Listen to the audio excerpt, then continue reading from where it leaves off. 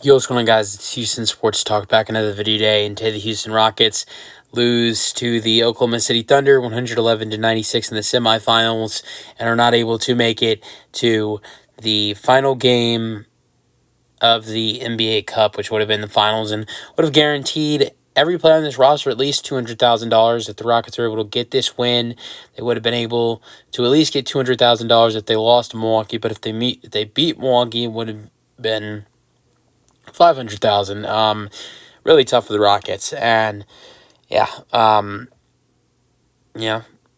This is the same. This is the same way I sounded when we beat the Warriors, because when we beat the Warriors on Wednesday. When we beat the Warriors on Wednesday, I had lost my voice from being at the game, all the screaming at the game, during the game, with how crazy a game the game against Golden State was.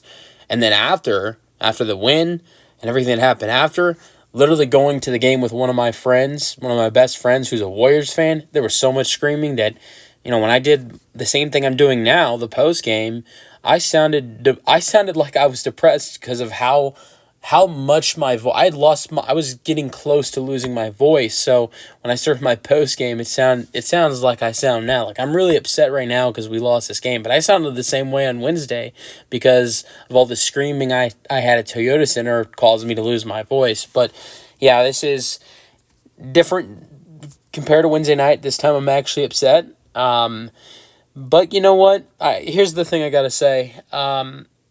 I'm still impressed with this team. The fact that they made it this far. Started with the fact they're 17-9 through 28 games of the season. That's a starter.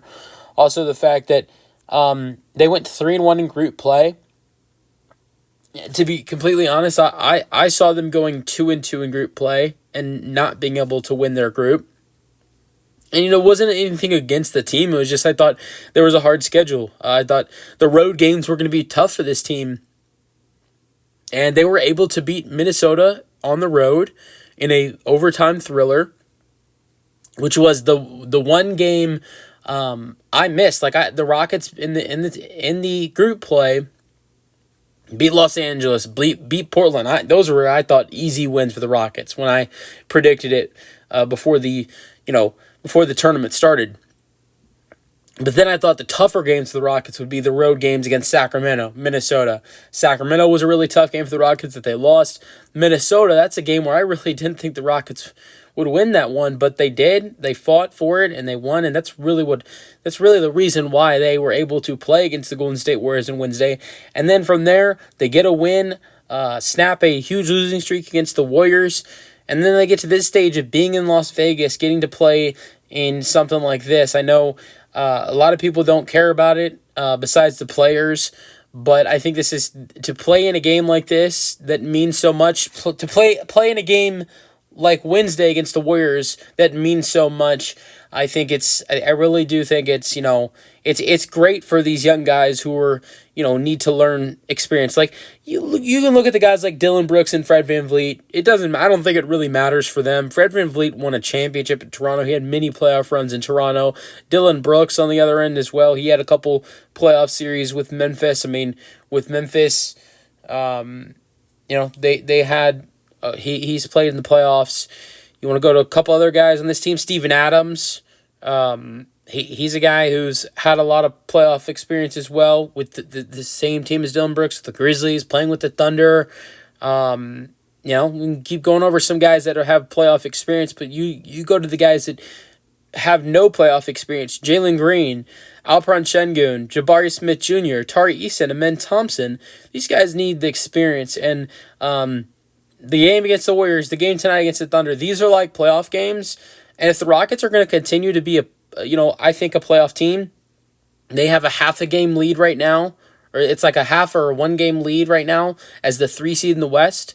Dallas is kind of creeping up on them, but they're a top 3 seed in the West right now. It's looking like they're going to be a playoff team. So if they're going to be back in the playoffs, these young guys are going to be, in their first playoff series. This is good experience for a team. And what I always hear is that the Indiana Pacers don't make the conference finals last year if they don't have their run to Vegas. Now I think the Pacers run is a little bit different. The Pacers made it all the way to the finals and lost. The Rockets make it all the way to the semifinals and lose. But I hear a lot of people saying, I actually agree with this too, that I don't think the Pacers make it all the way to the conference finals if they don't get their young squad doesn't get the experience in Vegas and in the entire tournament playing so well. I honestly think that is great for a young team, and the Rockets get that same opportunity the Pacers did last year, but unfortunately could not capitalize with a win to head to the finals and face Giannis Antetokounmpo and the Bucks and get some revenge on them after the loss that they suffered in Milwaukee.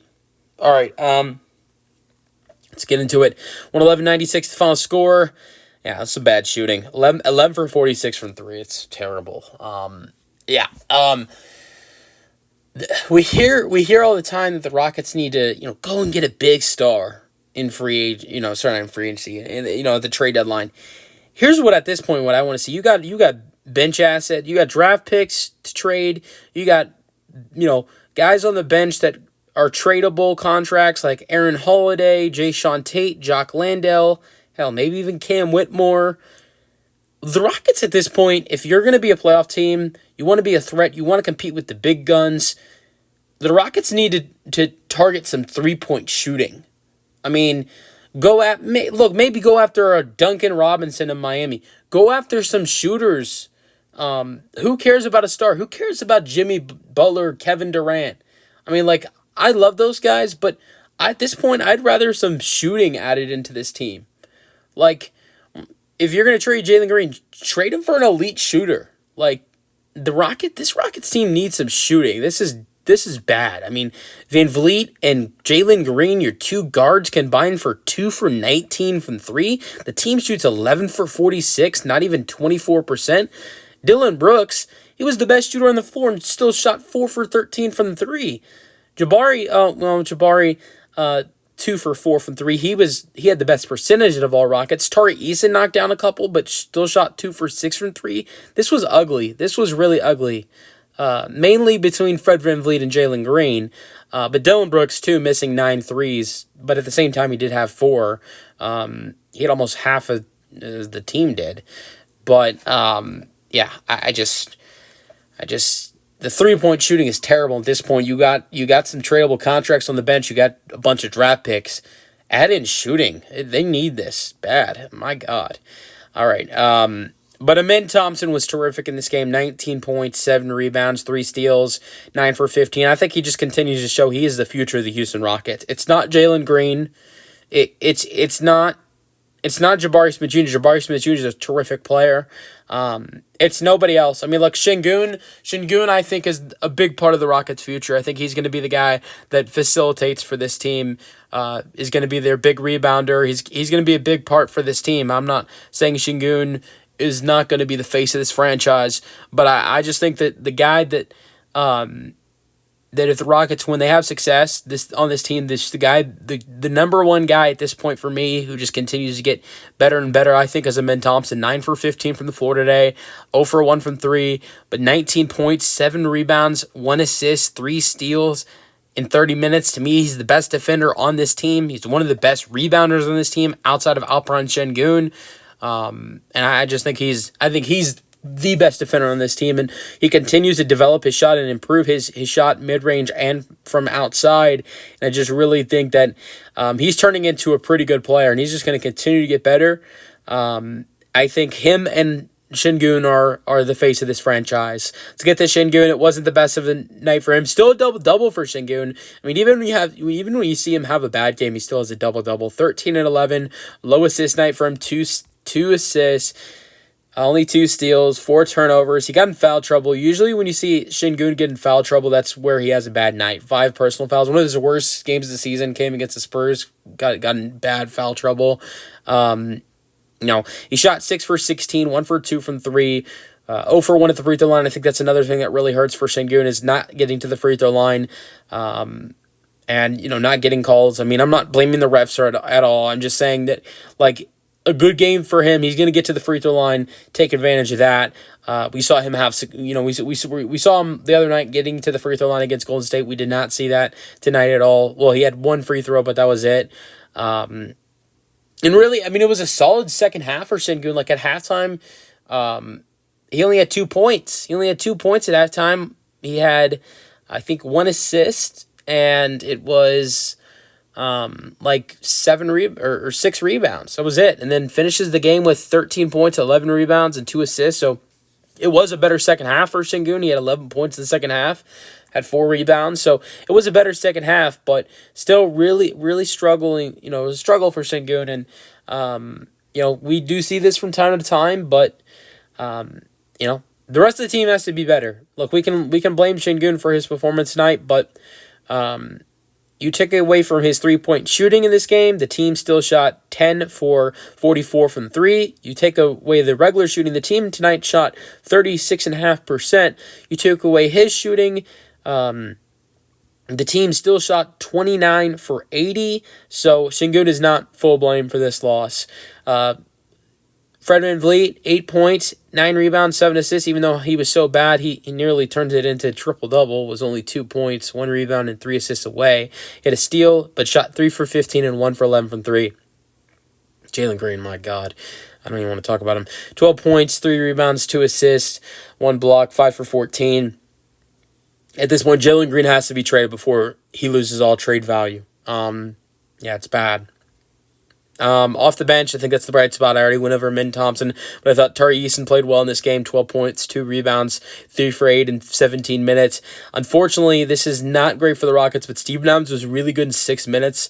I thought he was on pace to have one of his best games of the season. I think the Rockets really, really, really caught a tough break not having him play in the second half due to him going to the locker room at the end of the first half. He had 4 points and 6 rebounds in only 6 minutes, was getting to the free throw line, took 4 free throws.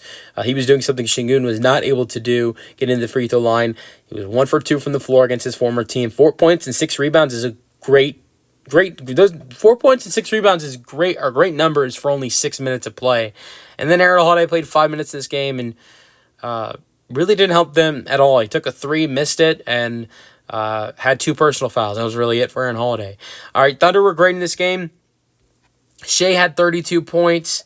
Jalen Williams had 20. Hartenstein, former Rocket, still haunts me. I hate the Rockets let him go. 21 points, 8 rebounds, 2 assists, 9 points for Lou Dort. Coming big against the Rockets again in a neutral site in a big kind of playoff game. He was big in that 7-game series against the Rockets in 2020. Did a great job guarding Harden that year, even though the Rockets still won that series. But he had a great game tonight. Shot 5 for 9 from 3. Was the best 3-point shooter on the Thunder's floor. But yeah, look, I thought this was a terrible performance offensively, but I'm really proud of the way the defense played in this game. Pulling a Thunder offense that has been so good this year to only 18 points in the first quarter, only 41 points in the first half, I thought was unbelievable. But that's like the defense was phenomenal, absolutely phenomenal in the first half. But you just know when the Thunder have a half like they did in the first, they're going to wake up offensively. And they scored 70 points in the second half. And unfortunately, the offense has to match that energy. And I think they did it to a point, because they scored 27 points in each the third and fourth quarter. But I don't think they did it enough, to be honest. I think you have to be over 30 points in both that third and fourth quarter with the way the Thunder are going to bounce back after such a bad first half. And I think the Rockets may be in a better position in this game if possibly in the first half they're able to reach 25 points in both first and second quarter and go over 30 in the third and fourth quarter. But the shooting was just too bad tonight. Let me know your thoughts on the Rockets losing to the Thunder 111-96 in the comment section, and peace out. Go Rockets.